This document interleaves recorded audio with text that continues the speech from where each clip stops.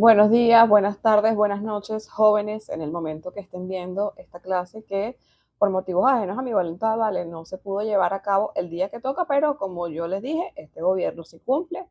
Aquí hay maneras de solucionar y bueno, siempre vamos a solucionar para ver las clases que nos corresponden. La semana pasada quedó allí pendiente la última parte de la clase porque, bueno, estaba la evaluación.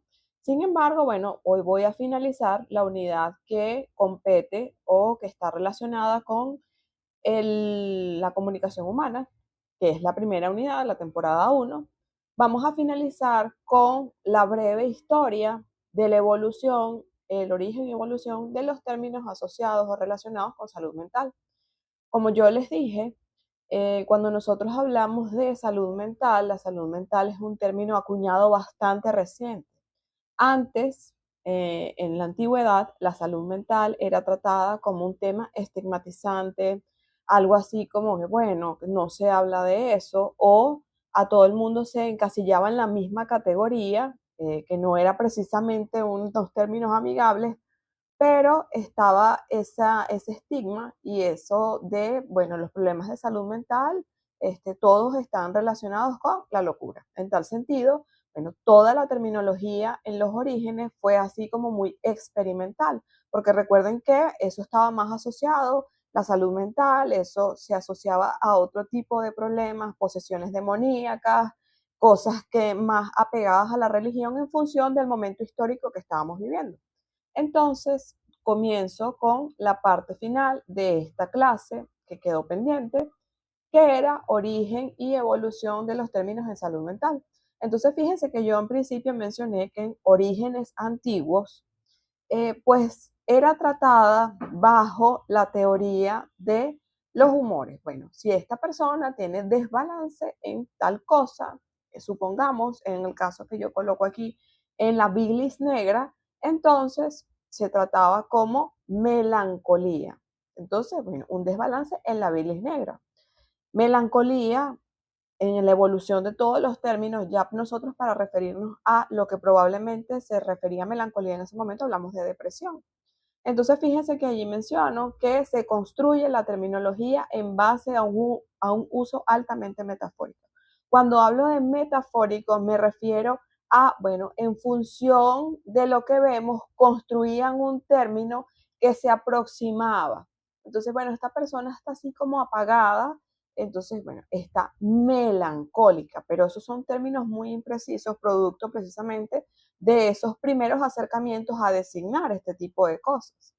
Entonces luego pasamos ya a la terminología greco-latina, cuando ya comenzamos a armar, digamos que en base a prefijos y sufijos, una construcción de términos que dan un poco más de acercamiento a los padecimientos de las personas en ese momento. Entonces, fíjense que todavía la terminología grecolatina es motivo de estudio en el ámbito o en el campo de la salud porque todavía se construyen los términos en función de eso. Entonces, fíjense que no conservamos nada de los orígenes antiguos más que la referencia, pero la terminología grecolatina sí se instaló en el ámbito de la salud, específicamente de la salud. Ustedes son salud mental, pero como los médicos, ustedes no van a tener el uso de esa terminología.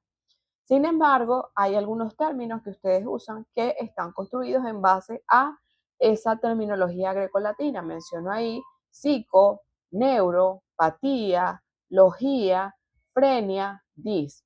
Esos términos ustedes los van a ubicar en algunos como estos ejemplos que tienen aquí: psicología, neurología, neuropatía, logía, que es el estudio de la mente, psico combinado con logía, estudio de la mente, frenia, esquizofrenia como sufijo, y dis como dificultad o alteración en el caso de dislexia, discalculia y algunas otras alteraciones que ustedes van a manejar esa terminología grecolatina. Sin embargo, es importante que ustedes sepan que de alguna manera algunos de esos términos que ustedes usan todavía están anclados a ese uso de terminología grecolatina.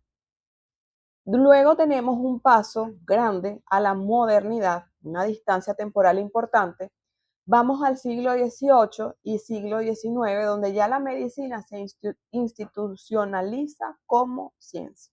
Y cuando las cosas logran institucionalizarse y evolucionar, por supuesto que también hay una reforma en la terminología que se emplea. Entonces, fíjense que surgen nuevas nomenclaturas, productos de toda esta nueva realidad que se está designando. Yo siempre enfoco o me gusta enfocar cuando hay evolución que hay que entender que la lengua no es un organismo estático, no es que ya se quedó ahí y no hay evolución. Si no fuese así, no hubiesen evolucionado los términos de salud mental, como lo estamos viendo, que es el enfoque que me interesa, que en la medida que la lengua evoluciona y se designan nuevas realidades, también evoluciona la terminología. Fíjense que nosotros hace 30 años atrás no hubiésemos podido hablar, por ejemplo, de Twitter, que ya no es Twitter, ahora es X. No, no hablábamos de Instagram, no hablábamos de teletrabajo, no hablábamos, por ejemplo, de chatear, cosas de ese estilo que se han tenido que incorporar en función de la evolución de la sociedad. Asimismo ha pasado con los términos de salud, en función de la evolución que ha habido en la medicina, pues los términos también han evolucionado. Y los términos en salud específicamente evolucionan en función de no solo quedarnos en un diagnóstico, sino también considerar que estamos frente a una persona que merece un tratamiento respetuoso y que muchas veces los primeros acercamientos a diagnósticos eran poco amigables, por decir que eran bastante discriminatorios e incluso, ¿cómo diríamos? Eran altamente categorizantes y discriminatorios. O sea, decir que alguien es anormal, como yo lo mencionaba en el libro que estaba leyendo de Michael Melamed, y eso es 1975. Para el padecimiento de Michael Melamed solamente se decía que él era anormal. Entonces, fíjense que eso es estigmatizante, porque uno, bueno, anormal, ¿y cómo es eso de anormal? Entonces, bueno, eso de anormal es una serie de características que no se apegan a la normalidad, entonces, bueno, eso queda como muy impreciso y de hecho como bastante categorizante y estigmatizante, porque es así como que, bueno, anormal es lo que está fuera de lo normal. Entonces, imagínense toda la amplia gama de lo que está fuera de lo normal, pero que merece una designación respetuosa. Entonces, en la modernidad, fíjense que ya comienzan a incorporar otros términos producto de esa evolución. Entonces, tenemos ahí histeria, que se refiere a el útero, tenemos neurosis, que es un desorden funcional de los nervios, y tenemos otros términos incorporados que tienen una alta carga técnica. Por ejemplo, cuando hablamos de trastorno obsesivo compulsivo, nosotros ahí no estamos hablando de algo anclado a la terminología grecolatina, no le existe un sufijo, un prefijo, pero sí existe una designación que tiene una alta carga técnica, trastorno obsesivo compulsivo. Entonces en eso se comprenden una serie de síntomas que, bueno, son comprendidas en la jerga médica y en la de la salud mental. Tenemos luego que ya para la primera mitad del siglo XX, el auge de sistemas de clasificación se profundiza, el uso de términos construidos con, esto no es con decisión, esto es con precisión. Yo se lo dije, que siempre pasan cositas. Entonces, fíjense que ya empezamos a designar trastorno esquizoafectivo, anedonia, que es del prefijo an, sin, y doni, edoni, sin placer. Una persona que no tiene capacidad de sentir placer. Y también tienen ahí como ejemplo disforia, que es la alteración de los estados de ánimo. Entonces, fíjense que ya venimos de la anterior, pasamos, cuando ya se sistematiza la ciencia, sí, se consolida la ciencia médica, pasamos a la primera mitad del siglo XX, entonces ahí ya estamos hablando de que hay una profundización porque también hay una aproximación mayor a qué es lo que realmente está pasando en los individuos, en la búsqueda del síntoma, en la búsqueda del diagnóstico. Entonces, ¿qué pasó ahí? Bueno, ya construimos con un poco más de precisión los términos. Sin embargo, siguen quedándose solamente como en la designación del diagnóstico sin considerar otros aspectos que más adelante se consideran en cambios recientes. Fíjense que en la segunda mitad del siglo XX se promueve el lenguaje que está centrado en la persona. Entonces ya dejamos de decir, por ejemplo, esquizofrénico y persona con esquizofrenia, por ejemplo. Eh, fíjese que ahí, bueno, segunda mitad del siglo XX, se promueve el lenguaje que centrado en la persona, no en el diagnóstico. Entonces, persona con esquizofrenia, persona con episodio psicótico. Muy probablemente psicótico se categorizó en la primera mitad del siglo XX, pero aquí ya dicen, epa, mira, no podemos decir esquizofrénico y pegarle la etiqueta. No, por el contrario, vamos a entender que esto es una persona que tiene una condición de salud y en tal sentido debe ser abordado su padecimiento o su condición clínica, pero considerando que antes de esquizofrénico es una persona o antes de psicótico es una persona, porque parece que nada más se quedaron en nada más poner la etiqueta, pero, o sea, vas a poner la etiqueta, pero también considera que es una persona y que cuando tú das un diagnóstico, cuando pones un término, de alguna manera cambia su realidad. Entonces, fíjense que entonces ahí hablamos de utiliza términos no reduccionistas, no estigmatizantes, porque es lo que les digo, la lengua designa realidades, crea otros contextos, entonces en la medida en que por ejemplo, esquizofrénico, que a ustedes les toque redactar un informe, y usted es esquizofrénico, entonces ya la gente como que, no sé, pero esto suena feo. Entonces ya de alguna manera crea algunos cambios en los entornos, así como ustedes vieron que cuando Rubén le dicen, eres sordo, entonces ya sordo crea como ciertas barreras. Entonces, en pro de derribar eso, hablamos ahora de persona con tal cosa. Integre el componente discursivo social, porque es lo que les mencionaba, todo lo que ustedes designen, todo lo que ustedes en un informe levanten, en un intercambio de palabras digan, eso va a crear una nueva realidad para las personas que lo están escuchando. Entonces, de psicótico, que probablemente fue en la primera mitad del siglo XX, pasamos a persona con episodio psicótico, porque se escucha diferente. Cuando hablamos de retardo mental, que retardo mental todavía es un término que se usa con frecuencia y créanme que no suena nada agradable y el entorno no lo toma como nada agradable y el contexto tampoco, pasamos a designarlos como persona con discapacidad intelectual. Entonces, cuando tú hablas de persona con discapacidad intelectual, primero estás considerando que es una persona y segundo, que no es un retardo mental, es una discapacidad. Entonces, con la suavidad que tiene a veces, con la posibilidad de suavizar realidades que tiene la palabra, es precisamente que se ha considerado que los términos deben evolucionar. No podemos nada más quedarnos etiquetando, sino entendiendo que eso que nosotros nombramos y que designamos va a crear un impacto en la persona y en el entorno. Y por último, tenemos allí el discurso médico, que Foucault advierte. Foucault es un estudioso del discurso, así que él advierte que el lenguaje médico produce realidades sociales. Cuando ustedes estén en su ejercicio profesional, cuando estén en las pasantías inicialmente, y ustedes designen a alguien o le den un diagnóstico a alguien o le den una aproximación, yo no sé cómo se irá a llamar de aquí a allá, eh, ustedes de alguna manera deben entender que eso genera un impacto. Y no solo un impacto en la persona que lo recibe, sino también en el entorno. Porque así como ustedes vieron que a Rubén la discapacidad auditiva, que no es lo mismo decir sordo que discapacidad auditiva, le generó un impacto saber de su nueva realidad, también en su entorno, el más cercano que era la novia, eso generó un cambio profundo, porque ya no es la persona, la persona con todas sus capacidades, sino que tiene una discapacidad.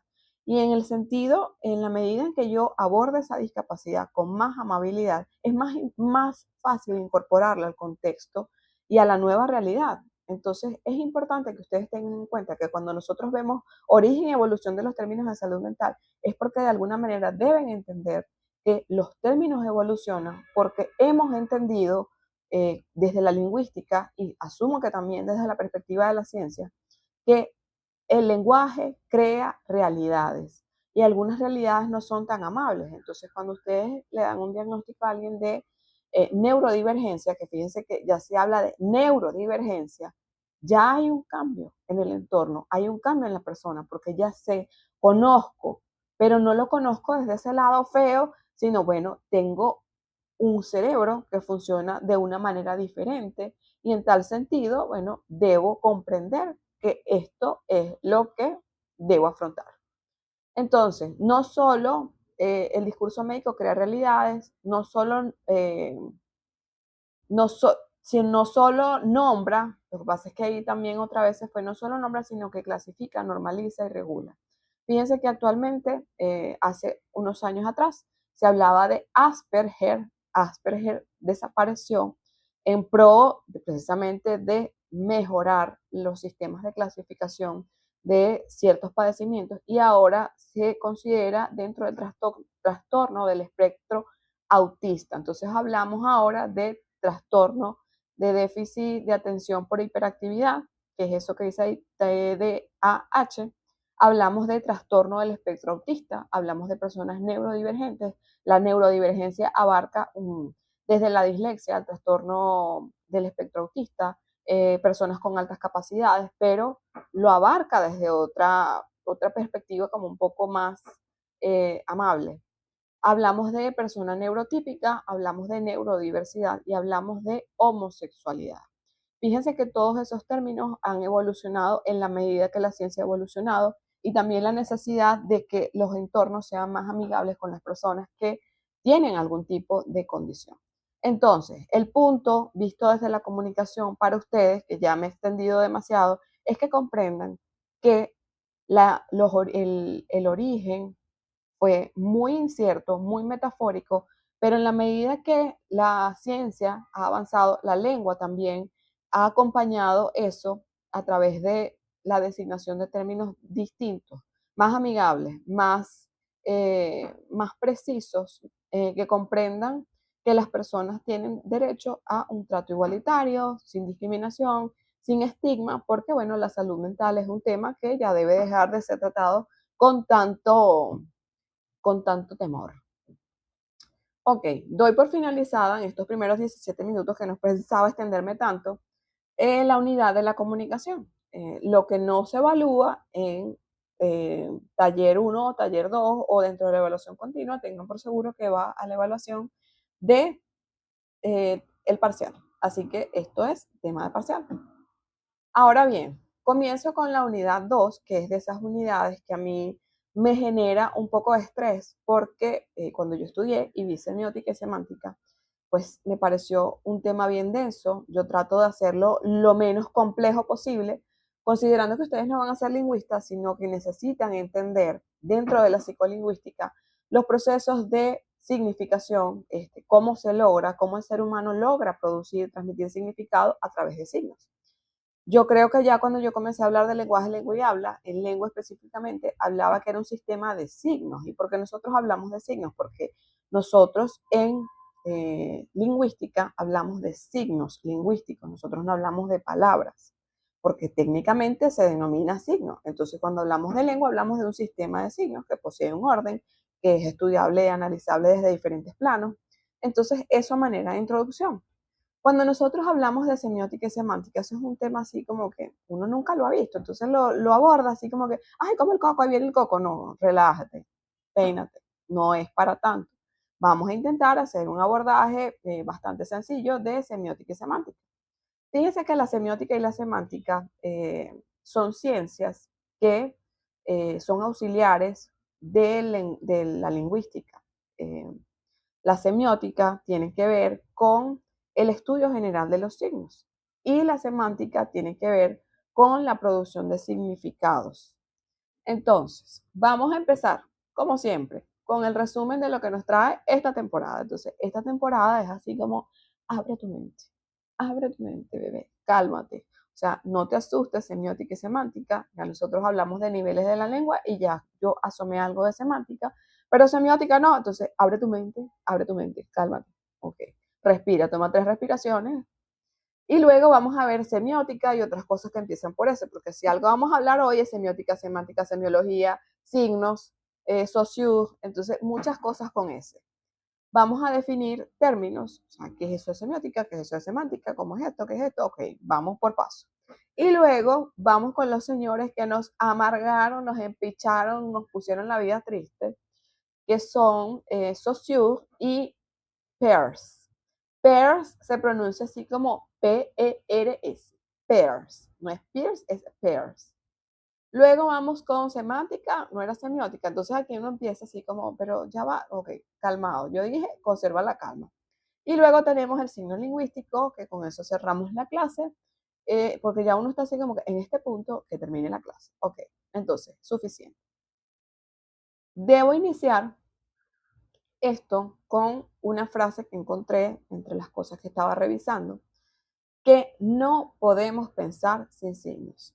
Miren, a veces uno cree que la semiótica y la semántica son cosas que están ajenas a la vida de uno. Y resulta que nosotros, como seres sociales que nos comunicamos en principio a través de signos. Signos visuales, signos verbales, eh, y pensamos y codificamos nuestra realidad en función de los signos, porque culturalmente el signo tiene un significado para cada quien. Entonces, cuando hablamos de signo, hablamos de todas esas cosas que bajo algún acuerdo social se han configurado como parte de nuestra realidad para entenderla y expresarla. Entonces, ¿se acuerdan del ejemplo que yo puse? A ver, si uno se lleva, por ejemplo, un semáforo a un sitio muy recóndito, no sé, en India habrá semáforos, supongamos que no hay, y van e instalan un sistema de semáforos, ¿ustedes creen que esa gente tiene codificado en su sistema de signos esa caja amarilla que tiene 3 luces y que cada luz tiene una significación? No la tiene. Entonces, en la cultura de allá no existe eso. Entonces, eso para ellos pasa a ser una caja de luces que, bueno, no entiendo, pero ahí está. Entonces, nosotros hemos entendido nuestra realidad cultural y de todas las realidades que podemos hablar desde la comprensión de los signos. Entonces, nosotros no podemos interpretar esta realidad sin signos. No podemos interpretar la realidad, no podemos pensar sin signos. Entonces, voy a traer un ejemplo que tiene que ver con la gente que se ha ocupado de filosofar, porque yo les mandé una lectura, pero esa lectura tiene que ver con el asunto de que la filosofía parece que no sirve de nada, pero la filosofía nos permite reflexionar y ver otras perspectivas de la vida que si solamente aceptamos lo que nos dan, no las vemos. Entonces, más o menos pasa lo mismo con el lenguaje. Cuando nosotros vemos desde la perspectiva de la psicolingüística, es así como que nosotros estamos reflexionando acerca de este maravilloso sistema que nos permite comunicarnos. Entonces, en esa reflexión entra ese punto de cómo nosotros logramos significar algo, porque nosotros adquirimos la lengua, nos incorporamos a la realidad y lo primero que hacemos es empezar a designar y aprender los nombres de las cosas, de los signos. Entonces, en esta unidad lo que pretendemos es justamente eso. Cómo nosotros como seres humanos inmersos en una realidad y en un sistema de comunicación logramos aproximarnos y logramos interpretar y comprender esos signos que son de diferentes naturalezas.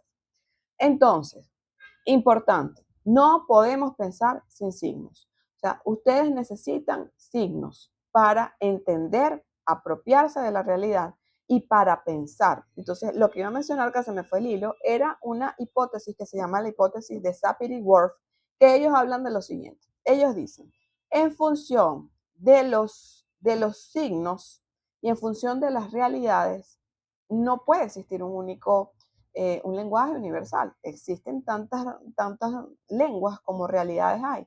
Entonces, fíjense que para nosotros, que a duras penas conocemos la nieve, porque la nieve la vimos ahí en una foto del Pico Bolívar cuando nevó, nosotros la nieve es blanca, pero resulta que ellos hicieron un estudio y en Alaska ellos vieron, se dieron cuenta que hay incorporados, no recuerdo si son cinco palabras para nombrar a la nieve de acuerdo a los diferentes estadios en los que está. Nosotros podemos hablar de eso, nosotros nieve blanca, listo, no hay. Ellos tienen 5 palabras en Alaska para los diferentes tipos de nieve. Entonces, fíjense que para ellos esa realidad está codificada así y para nosotros la nieve es nieve, una sola. Es blanca la que viene el Pico Bolívar, listo. Entonces, menciono esto porque no hay una única realidad y en tanto no hay una única, no hay una única manera de ver el mundo y no hay una lengua que sea igual a la otra. Y los signos que para nosotros están codificados tan sencillos que para otros no, porque no son las mismas realidades. Entonces, vuelvo al asunto de no podemos pensar sin signos. Y también los signos tienen que ver con asuntos culturales que los vamos a ver más adelante. Entonces, voy aquí porque, bueno, yo siempre no voy a hablar mucho y me extiendo como 3.5 horas en una clase. Entonces, fíjense que nosotros, cuando ustedes ven esto, ustedes fácilmente reconocen, excepto a uno que está ahí, todos esos signos. El rojo, la forma, me da idea de un corazón. Entonces eso yo como signo, bueno, es un corazón, pero lo asocio a otras cosas. Más recientemente este signo, las rayitas que van como del puntico a las rayitas mayores, ¿qué es eso? Eso es un signo bastante nuevo acuñado. Digo bastante nuevo porque, bueno, tendrá la data del internet. Y fíjense cómo nosotros construimos un signo que ahora nosotros reconocemos y es bueno, golilla. Cuando veo eso es para darme la clave porque hay wifi. También tenemos este otro tipo de signo, que ahí es el signo en la palabra, copo azul, y lo coloqué como refuerzo porque muchas veces yo siempre lo hago así como a manera de ejercicio. Bueno, si eso es un signo, copo azul, tú lo puedes leer. Ahora, ¿ese signo te lleva a ti algún significado si no lo estás viendo? No, porque muy probablemente no sabes que el copo azul es una especie de cacao, del cual también se hace chocolate, pero es distinto, entonces es como una variedad. Entonces, bueno, ahí está un ejemplo de que si no está codificado, bueno, copo azul, yo como signo, pero no me remite a más nada. Y ahora voy yo con la arepa. Si yo les digo que esa arepa se llama pelúa, más de uno dirá, ¿qué? Bueno, la arepa, de la carta de arepas venezolanas, como signo, hemos denominado a esa pelúa, porque bueno, es una arepa que está rellena de carne mechada y queso amarillo, y nosotros la hemos designado, le hemos puesto como signo pelúa. Entonces, eso también constituye una parte cultural eh, de lo que tiene que ver con el signo. Que van, piden una pelúa en otro lado y no sé qué le irán a sacar a una mujer con un pelero así.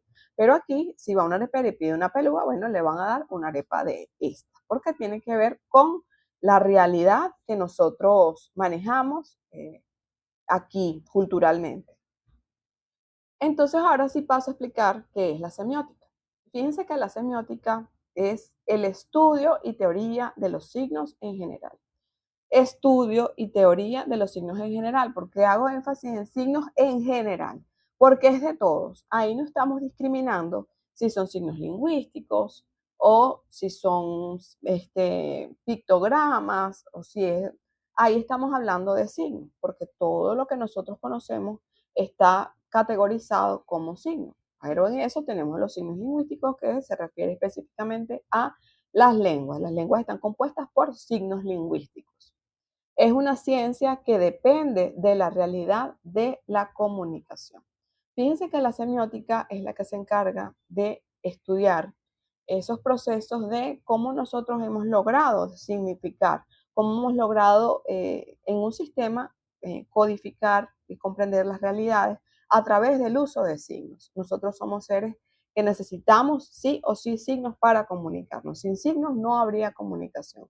Y por eso la semiótica engloba el estudio general del signo. Pero aquí no discriminamos que es del signo lingüístico, sino de los signos en general. Pero yo muchas veces nosotros estamos así como en la cultura del utilitarismo. ¿Para qué me funciona esto?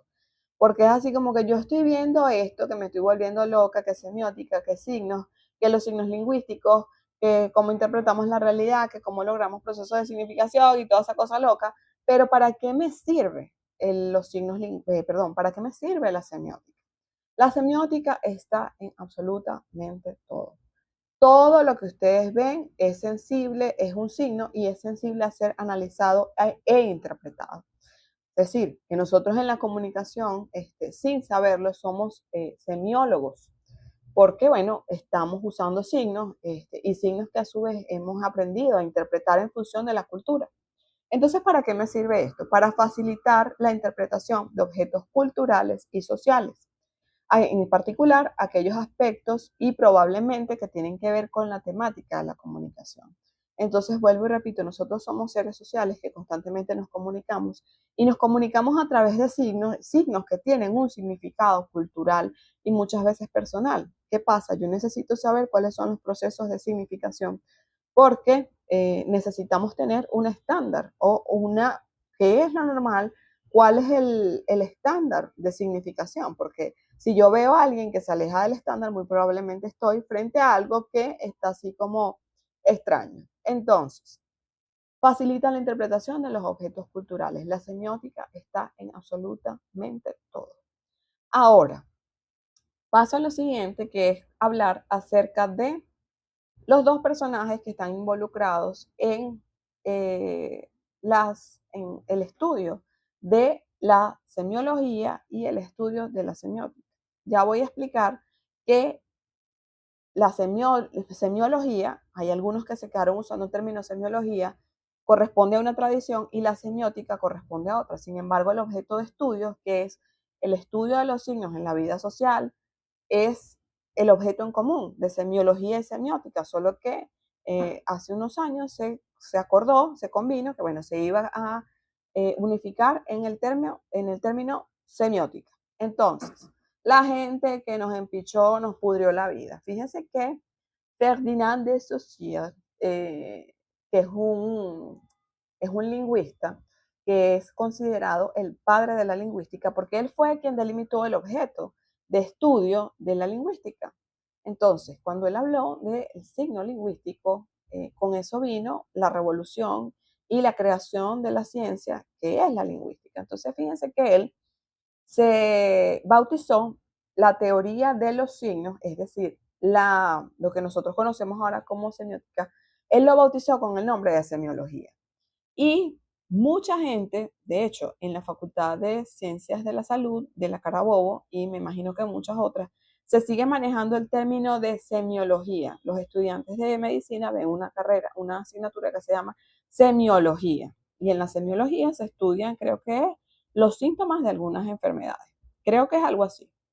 Él, Ferdinand de Saussure, fue quien acuñó el término semiología para el estudio de los signos. Él, en su concepción, consideró que es una ciencia que estudia la vida de los signos en el seno de la, perdón, esto aquí está mal, es una ciencia que estudia los signos en el seno de la vida social. Es decir, él estudia el signo, pero en el contexto social. Es decir, en la comunicación, en el ejercicio. No es que lo estudie así como un objeto aparte, sino a ver cómo sucede esto de los signos, pero en el uso, en el contexto, en el uso social. Este término de semiología, que todavía lo escuchan, hay algunas literaturas que manejan semiología y hay otras que manejan semiótica, se extendió en la tradición europea. Sin embargo, vuelvo y les repito, depende de la vertiente si la persona que escribió el texto, el artículo, el libro, se apega a la tradición europea y si es estructuralista del corte de Saussure, entonces él va a decir que, bueno, que le va a hablar de semiología.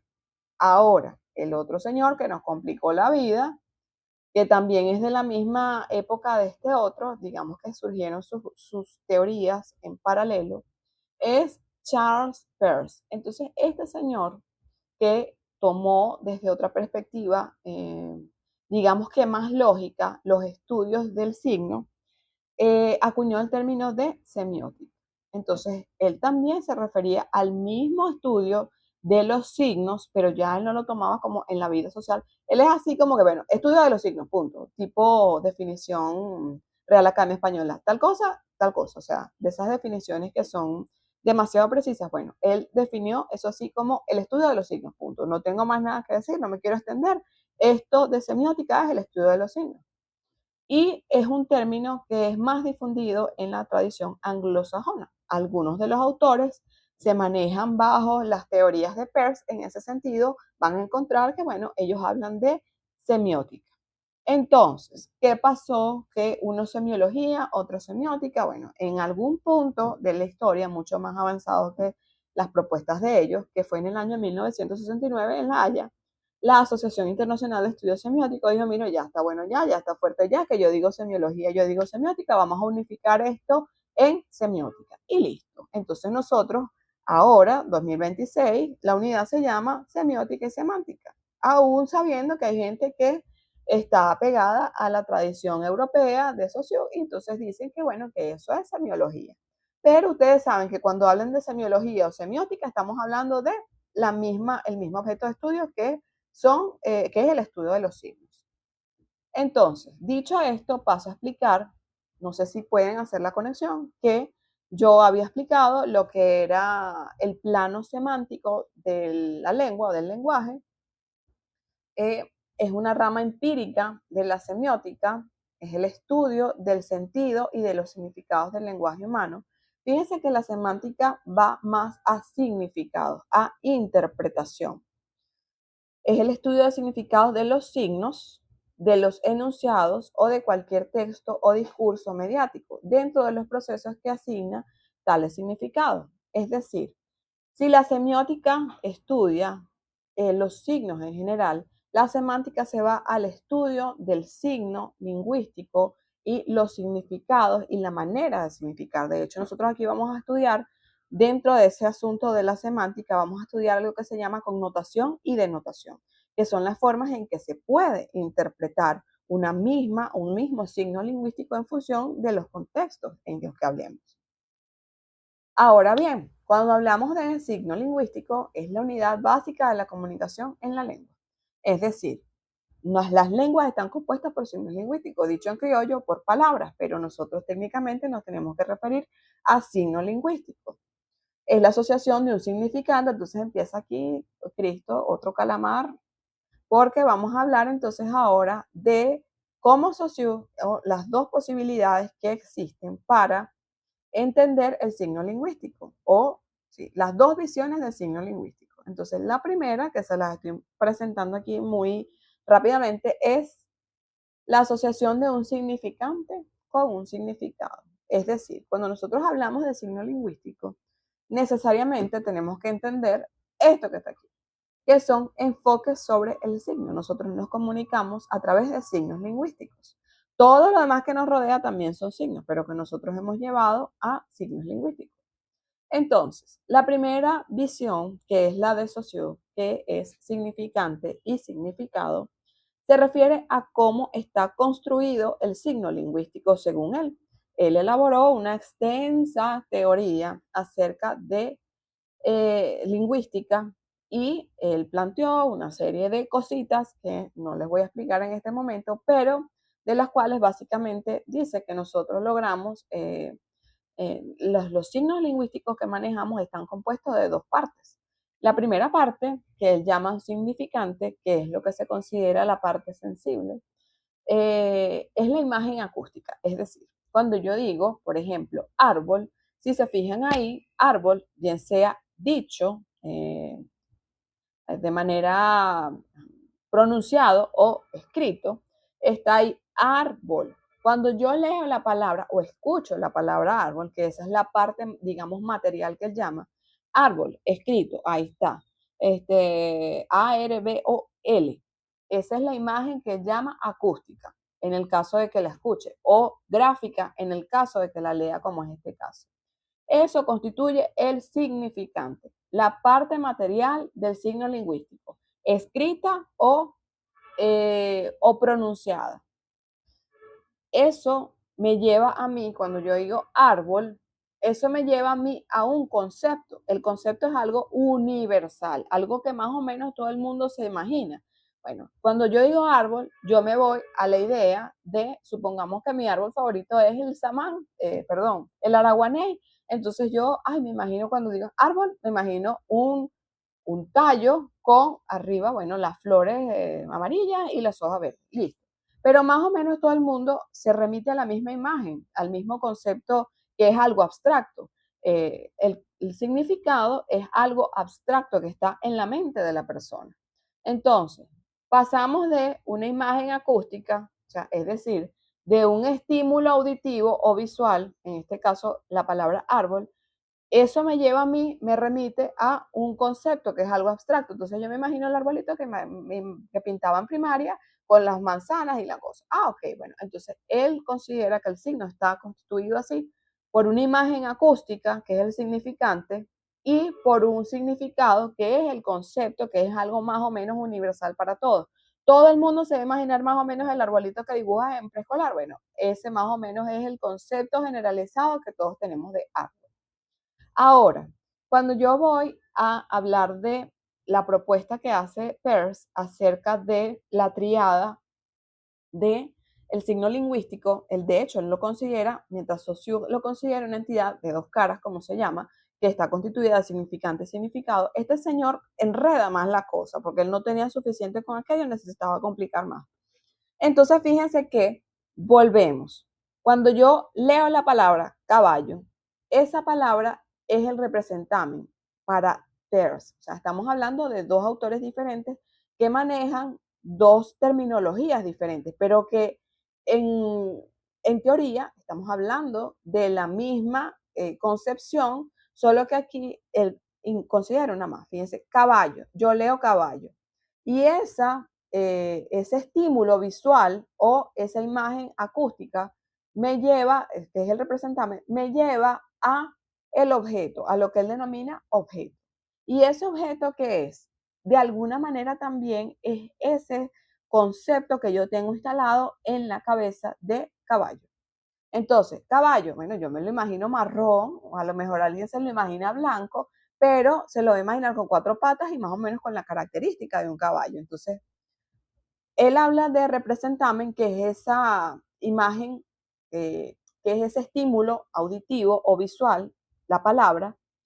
Luego, eso me lleva a mí a una imagen, que es lo que él denomina objeto, una imagen que siempre continúa siendo abstracta, y eso me lleva a un interpretante, que es lo que vendría siendo así como un referente. O sea, si yo conozco un caballo, bueno, entonces yo me imaginaré el caballo en una situación determinada, que es la referencia que yo tengo, me lo imagino, por ejemplo, en el zoológico. O me lo imagino, por ejemplo, en un prado verde, porque bueno, a lo mejor así fue que yo vi el primer caballo que vi.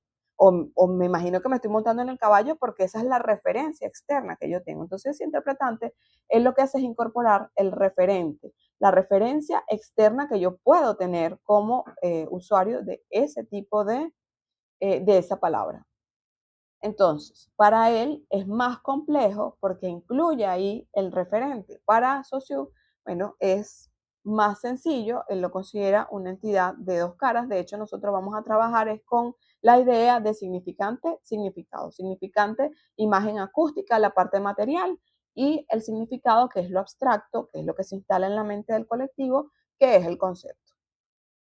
Y para no enrollarlas más, porque ya llevo 42 minutos hablando, mis estimados adultos chiquitos, finalizo este primer acercamiento a la semántica y semiótica, que yo sé que es un tema bien abstracto, pero finalizo aquí con ustedes, semiótica, semántica, socio, signos, y ustedes tratando de entender, corriendo como que si eso fuera un monstruo. Pero en la medida en que se vayan familiarizando, tengo la confianza de que va a ser algo que puedan manejar con cierta naturalidad y comprender que nosotros como seres humanos usamos signos, que esos signos están cargados de un significado y que a ustedes les interesa conocer a profundidad la comunicación. ¿Por qué?